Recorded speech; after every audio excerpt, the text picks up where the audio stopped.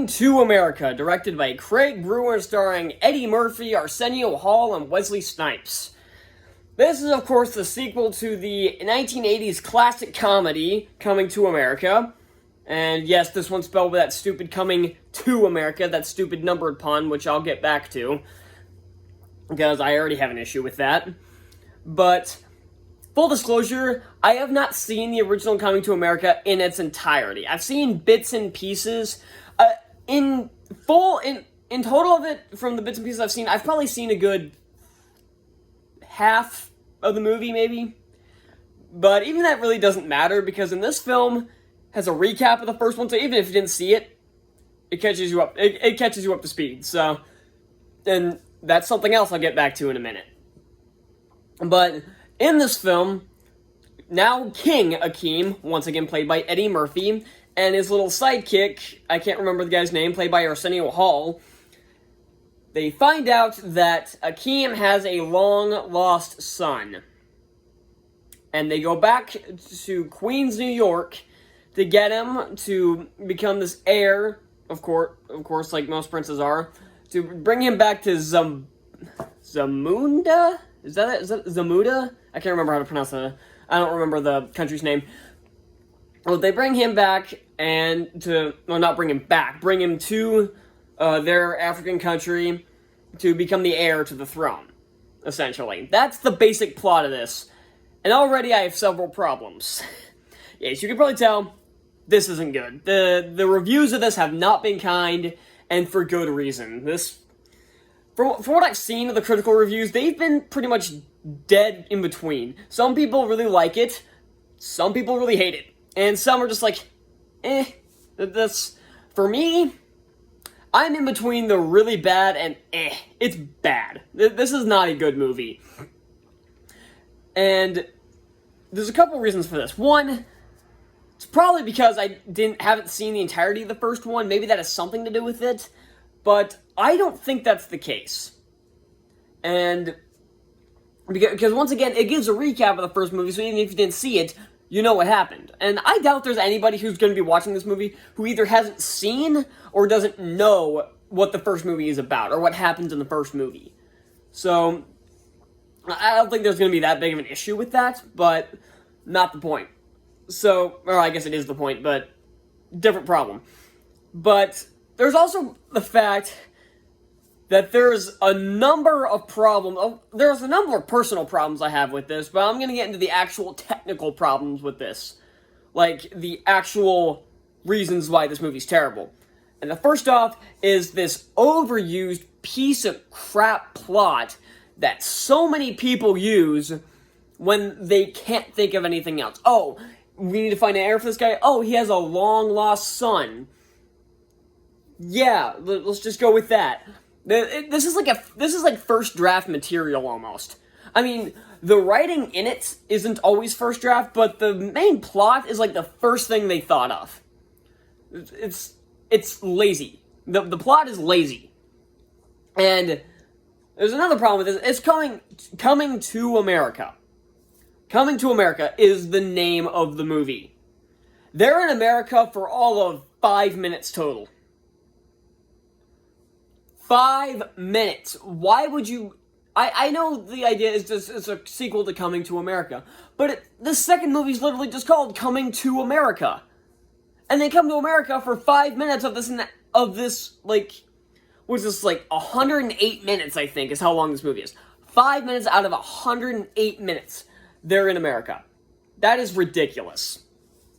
But I can almost be glad about that, because what we have in New York is terrible.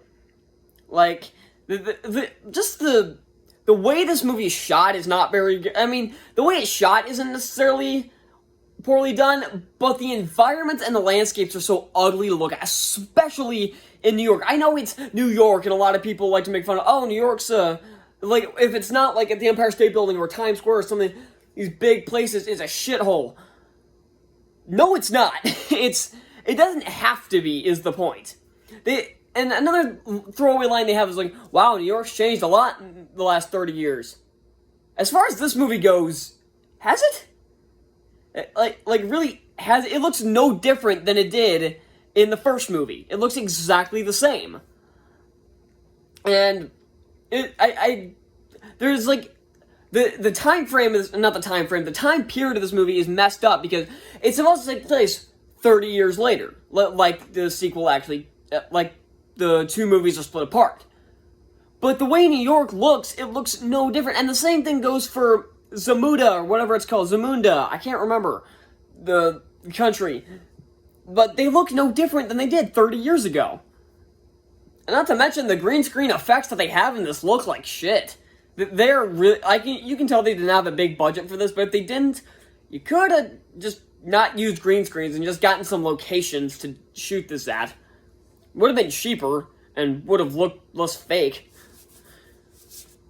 And those aren't even my biggest problems, because my biggest problems are kind of the personal problems I have with this. First off, the title. I hate these stupid movies that do these, that have the pun with the number, like the number inserted into the title as some sort of joke. Fant Four Stick, Madagascar Escape to Africa, Scream 4, as it's labeled, Scraforum, and now Coming to America.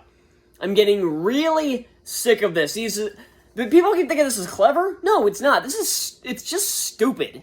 It was never funny, and people made fun of Fantastic Four for doing it. Why are these movies not getting flack for it?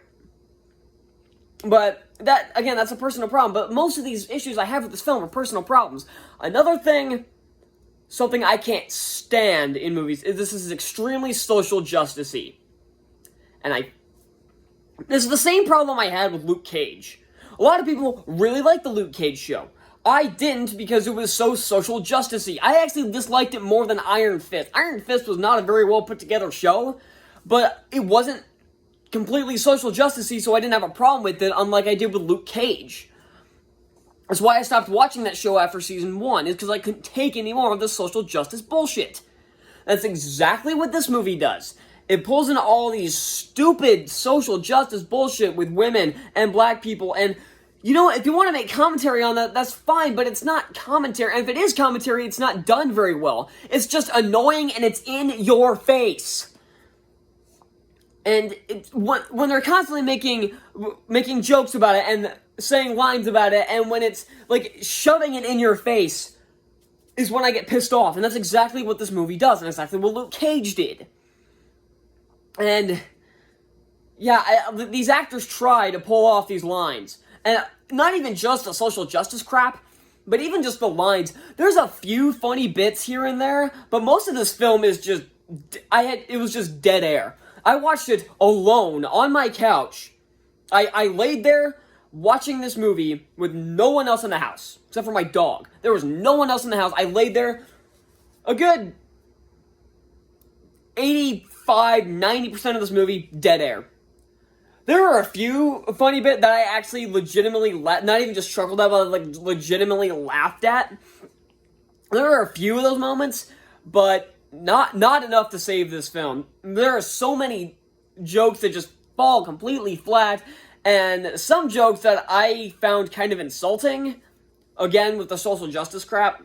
And I like most of these actors. Eddie Murphy is a very good comedic talent. I feel like he gets way more flack than he should. I know he's made some crappy films like The Haunted Mansion and 1,000 Words, but he's a great comedic talent. I loved him as Donkey. I loved him as Mushu. I know people are kind of split on Mushu when it comes to Mulan, but I really liked him as Mushu, and I like him in the scenes that I've seen of Coming to America. The first one.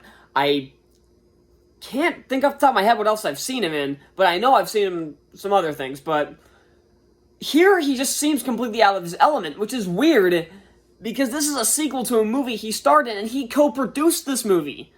This was produced by Eddie Murphy Productions. Yes, he has his own production company. I didn't know that either until I saw the opening credits. But he co-produced this, so why does he look so out of his element here? Most of these actors look like they're out of their element. Like, his daughters don't feel natural. The acting is fine, but they don't feel like real people. None of these characters are given much personality to deal with. Except for the people from Queens. And this is where most of that social justice shit comes in. Especially with the presence of Tracy Morgan. I hate Tracy Morgan. He's like a black James Corden. One of those comedians that annoy the fuck out of me and I never find funny. He was like one of the dragging points of Scoot. Actually, you know what? I didn't even mind him as Scoot because I couldn't see his stupid face. James Corden, on the other hand, it's impossible to ignore his voice. So, I think James Corden's a little worse, but I'm sick of Tracy Morgan's social justice bullshit that he pulls with a lot of his shows and all of that. But here, thankfully, he doesn't have a ton of screen time and doesn't do most of that. Most of that's due to the writers and not Morgan. So most of it's not, but he still didn't get any laughs out of me. And neither did the mother of the little prince guy. I can't remember anybody's name in this, even though I just watched this yesterday. So I can't think of anybody's name, but the mother of the kid they bring in, or the kid, he's like 23, but she's just annoying. The little prince guy, bless his heart, he tried. I swear I've seen him in something, though. I swear I've seen him somewhere, but I can't think of where. But the character has little to no personality. Neither does his royal barber that he eventually marries, because of course he does. I knew that was coming the second they both showed up on screen together. I knew exactly what was going to happen there. And also, I want to point out that one point where the barber cuts his hair, she basically just made him look like Finn from The Rise of Skywalker. He's got the exact same haircut that John Boyega had in The Rise of Skywalker. I don't think that's really important, but there's just something I wanted to mention quick. But most of this, and some of these great actors are wasted. James Earl Jones isn't that funny, and that's just an insult. James Earl Jones can be funny and can be intimidating. He's neither in this movie. And another thing I want to point out, there are a couple musical numbers in this, and they are some of the cringiest things I've ever seen. Like, they do this funeral for Jones's character. Like, well, I guess he wants to see his funeral because he's not dead. They show that he's not dead. Either that or nothing. There's nothing else.